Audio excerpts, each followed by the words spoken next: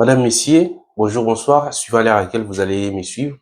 Je me présente, je suis Guilhem Iko-Bikwete, juriste de formation, expert en politique publique et en stratégie de développement, chercheur en droit public, mais aussi diplômé en ressources humaines. Aujourd'hui, je vais partager avec vous un sujet que je trouve délicat. Il s'agit de quelle représente la République démocratique du Congo au vu de ses potentiels naturels, mais aussi par rapport aux technologies du futur. C'est ce qu'on va essayer d'examiner aujourd'hui. Alors, pour bien débuter euh, cette analyse, je vais vous demander d'abord la première des choses, très chers compatriotes, si vous voulez nous aider. Nous sommes une chaîne de télévision, mais aussi une chaîne YouTube, Stratégie et Développement TV. Ce que je vais vous demander, si c'est pour la première fois que vous nous suivez, de cliquer sur la cloche des notifications pour ne rien rater, mais aussi de s'abonner d'abord. Et comme ça, vous pouvez nous suivre à tout moment que nous pourrons publier nos vidéos. Alors, par rapport au sujet que je viens de dire, quel est l'avenir pour la République démocratique du Congo au vu de ce qu'elle représente sur le plan mondial et pour la technologie du futur? Je vais examiner ces sujets en 5 points. Premièrement, les enjeux qui représente la République démocratique du Congo. Quels sont les enjeux sur la République démocratique du Congo? Deuxièmement, on va essayer de parler de la complexité de la situation en congolaise. Et troisièmement, on va parler de la récente agression dans la partie est de la République démocratique du Congo.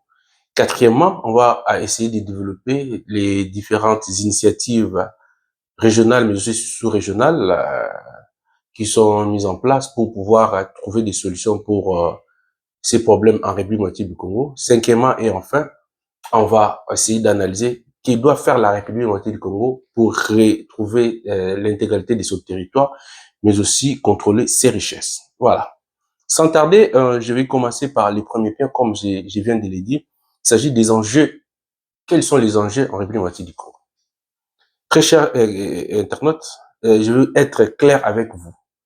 Donc, la République démocratique du Congo fait face aux convoitises et des différentes euh, multinationales et d'autres puissances. Et mais cela ne permet pas à la République démocratique du Congo de se développer. Donc, à l'heure actuelle où je vous parle, ce que je peux dire clairement, la République démocratique du Congo se retrouve dans la croisée de chemin entre exister ou disparaître. Et tout cela, comme je l'ai dit, c'est à cause de ces minerais, les minerais rares qu'elle dispose. Et du coup, les puissances ne veulent pas que la République démocratique du Congo contrôle ses richesses, de peur qu'elle se développe le plus rapidement possible. Et pour cela, vous allez voir qu'ils sont en train de créer euh, des, des mouvements rebelles pour ne pas permettre à ce que l'exploitation de ces richesses ne passe pas par la voie légale, mais plutôt par des voies illicites. Ils utilisent les Rwandais comme leurs marionnettes et le Rwanda, à son tour aussi, utilise des marionnettes qu'on appelle les différents groupes rebelles pour pouvoir exploiter des richesses. Voilà un peu déjà l'enjeu principal de ce qui pousse à ce que la République du Congo soit dans cet état des désordres dans sa partie est principalement. Alors, je vais maintenant essayer pour mieux comprendre cela. On va prendre le deuxième point et ça va vous permettre de comprendre cette complexité. Maintenant, la complexité de la situation de la République démocratique du Congo. Vous devez savoir une chose. La République démocratique du Congo, contrairement à d'autres pays, notamment dans l'Afrique de l'Ouest, où il y a eu des mouvements, des coups d'État, mais des révolutions aussi, où des dirigeants se sont accaparés de leur pouvoir et chassant des Occidentaux dans leur pays. Et certaines personnes disent que non. Pourquoi la République démocratique du Congo ne pouvait pas faire ainsi? Mais la situation en République démocratique du Congo n'est pas pareille, n'est même pas comparable. C'est-à-dire que le contexte de la République démocratique du Congo est tellement différent que ça ne permet pas de pouvoir de penser ainsi tout de suite. Pourquoi? Déjà, il faut savoir que la République démocratique du Congo, si vous partez depuis 1885, et bien sûr, elle a été colonisée par... c'était d'abord la propriété du roi Léopold II. Et par la suite, celui-ci l'a transmise à la Belgique. Et la Belgique n'est gérée pas seule la République démocratique du Congo parce que lorsqu'on a réparti les délimitations des frontières, on se rend compte que dans l'espace qui regorge la République du Congo, alors à cet temps-là, on l'appelait État indépendant du Congo, il y a tellement de minerais que toutes les puissances ont leurs yeux braqués sur la République du Congo. C'est pour cette raison-là, il s'était dit que la République du Congo doit être un bien commun. Donc, on doit co-gérer ça. Donc, je peux citer comme ça, on a la France, la Belgique elle-même, nous avons la Grande-Bretagne, l'Allemagne, et tant d'autres, les ISA, et tous ces pays-là utilisent la République du Congo comme leur réserve. Et je rappelle aussi que 80%, donc soit la moitié et plus de la moitié des réserves mondiales en termes de ressources naturelles rares, par exemple le cobalt, le lithium, tout ça là, se retrouve en République du Congo. Et cette situation-là, c'est pour cette raison-là que eux-mêmes, tous ces pays-là occidentaux, ils ont même décidé un principe, c'est-à-dire ce qu'ils ont appelé le principe de la liberté de navigation sur le fleuve Congo. C'est-à-dire que ils se sont décidés que, c'est-à-dire que nous tous, les puissances, on peut venir puiser des richesses dans cet espace qu'on appelle Congo, sans pour autant qu'on s'est inquiété par l'un ou l'autre État. Donc, c'était leur bien commun. Cette situation-là, le fait d'être, entre guillemets, colonisé par plusieurs États, fait en sorte qu'il est difficile pour la République du Congo de pouvoir se débarrasser si facilement de toutes ces puissances. Donc, c'est un peu complexe, cette situation-là. C'est pourquoi on ne peut pas comparer les cas de la République du Congo avec d'autres pays. Alors, troisième point, on va passer, et c'est quid de l'agression actuelle dans la partie l'Est. Donc, dans la partie Est de la République du Congo, récemment, il y a eu l'agression, on voit qu'il y a des conflits, tout ça là. Non, maintenant, c'est quoi les problèmes? Qu'en est-il de ces problèmes? En fait, en réalité, actuellement, bien qu'il y ait plusieurs régimes qui se sont succédés en République du Congo, mais l'actuel régime qui est en place semble être différent par le fait que à la tête de ces régimes, il y a quand même un nationaliste, le président actuel, les patriotes, qui veut récupérer le contrôle total des ressources naturelles de la République du Congo, qui en réalité ne se retrouvait plus entre le maître de la République du Congo parce que ça a été géré par plusieurs puissances. Le fait de vouloir que des négociations, au lieu que ça passe d'une manière illicite, que ça passe par des voies légales, comme ça l'État pourra gagner aussi des recettes. Ces puissances-là, en utilisant avec leurs marionnettes, ne veulent pas entendre dans ce sens-là. Puisque, comme je l'ai dit au plus haut point, que eux, pour eux, ils considèrent que la primatie du Congo ne peut pas, en elle seule, contrôler ses ressources naturelles par crainte qu'elle se développe rapidement avec tout ce qu'on a comme potentiel. Donc, c'est vraiment un pays béni dans son sol, son sous-sol, même dans la mer. Donc, c'est vraiment un paradis terrestre. Donc, voilà un peu et ce qui bloque. Le régime actuel, c'est un régime des patriotes qui veut récupérer l'intégralité non seulement de son territoire, mais aussi et surtout de ses richesses. D'où on lui fait la guerre en utilisant le Rwanda et c'est difficile pour eux de se retrouver. Voilà un peu l'agression actuelle. Si on peut le résumer, cela est dit à quoi? Alors, quatrièmement, on va passer. Nous avons dit, comme je l'ai dit au plus haut point, qu'il y a plusieurs initiatives régionales qui cherchent à trouver des solutions aux conflits de la RDC. Nous avons l'Union africaine où on essaye d'examiner la question congolaise, mais aussi au niveau sous-régional, on a le sommet qui s'est tenu entre des organisations sous-régionales, notamment la SADC et l'EAC.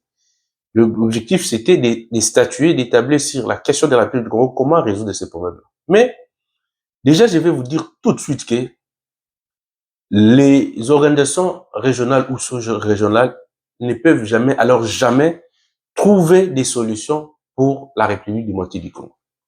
Les raisons sont multiples, mais je vais essayer de les résumer dans de grandes lignes, comme ça vous allez comprendre. Premièrement, la plupart des dirigeants de ces pays qui constituent ces organisations régionales n'ont pas d'ancrage populaire. Vous allez voir que la plupart de ces pays-là trouvent, la plupart des dirigeants de ces pays-là trouvent leur l'origine de leur pouvoir à l'extérieur. Ce sont ces multinationales qui leur dictent qu'est-ce qu'ils doivent faire. Donc, les autorités, ou soit les dirigeants de ces différents pays en général, en grande partie, en majorité, il peut y avoir des exceptions, bien sûr, mais ne sont là que comme des gouverneurs, mais qui dépendent de leurs bourreaux à l'extérieur, notamment ces multinationales qui sont là, travaillant pour le compte de ces pays occidentaux, tout ça. Donc, voyez-vous, dans une telle situation, configuration, il est difficile pour des gens qui sont eux-mêmes des agresseurs déguisés, trouvent des solutions aux problèmes de la République du Congo. Parce que ce sont eux qui sont là. Ces multinationales, ils sont là. Ils ne veulent pas passer par la voie légale. Donc, ils ne peuvent jamais trouver des solutions pour la République du Congo. Alors, que doit faire la République du Congo alors pour pouvoir pallier à cette réalité-là? Ou sinon, récupérer l'intégrité de ce territoire, mais aussi de ses richesses, le contrôle. C'est que je pourrais vous dire clairement, pour que la République du Congo puisse trouver des réponses, ou soit des solutions à ces problèmes, la première chose, ce que je vais demander, c'est avoir un discours de transparence, de vérité. Il va falloir que les autorités de la République du Congo disent la vérité à sa population, ou bien à leur population.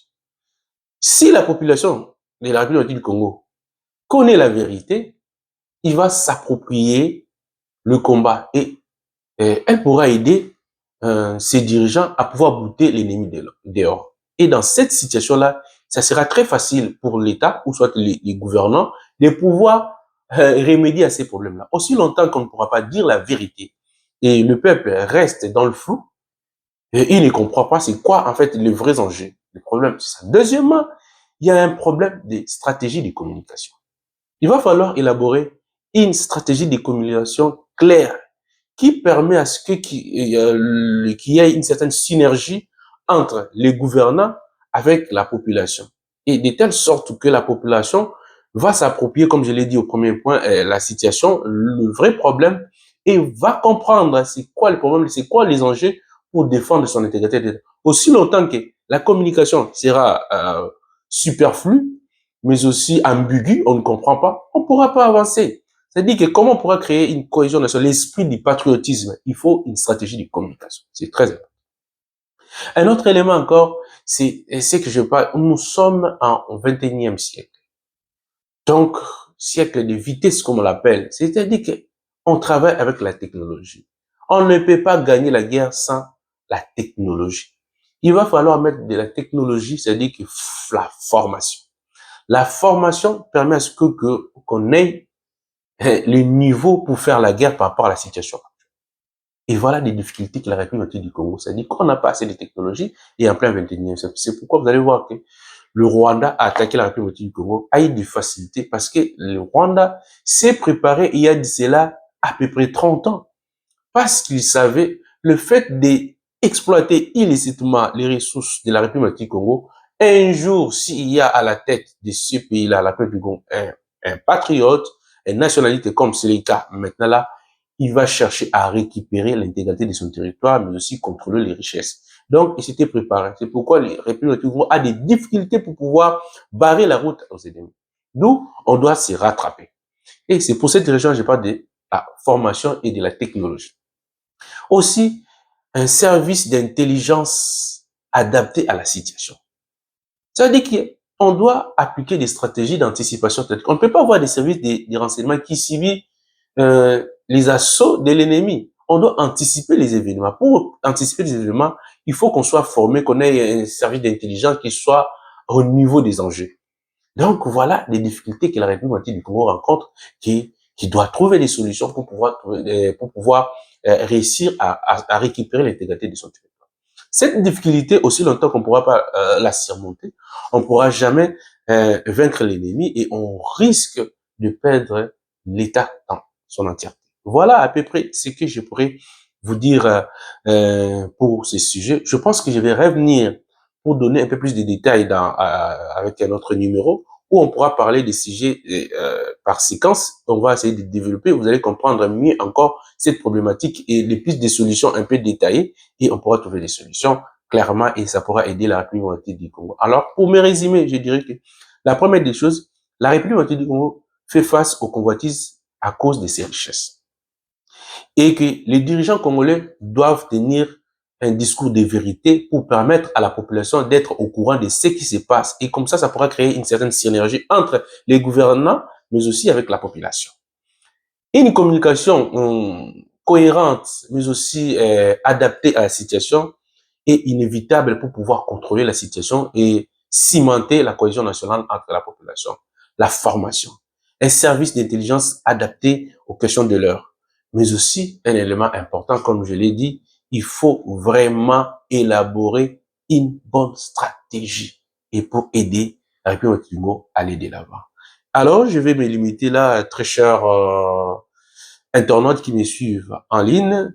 Je vous dis très sincèrement merci pour votre participation et je crois que vous allez participer aussi également dans nos prochains numéros et on pourra développer des sujets. Vous allez voir que notre manière de faire sera un peu différente parce qu'on va faire vraiment des analyses intelligentes et à la hauteur.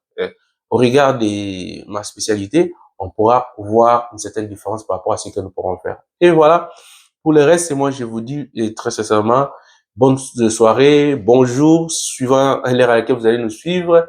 Et du coup, je vous dis à bientôt. Merci.